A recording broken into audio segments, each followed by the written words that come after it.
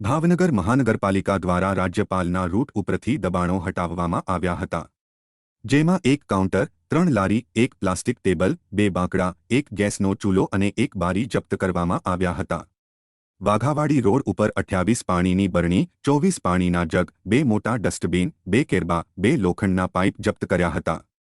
મહાનગરપાલિકાના કાળિયાબીડના પ્લોટમાં ઉભેલા ટ્રેક્ટરને લોક મારીને દંડ વસૂલવામાં આવ્યો હતો, જ્યારે ગંગાજળિયા શાક માર્કેટમાં 5 લારી, 2 ટેબલ, 2 તેલના ડબ્બા અને 26 ટીંગણી જપ્ત કરવામાં આવી હતી।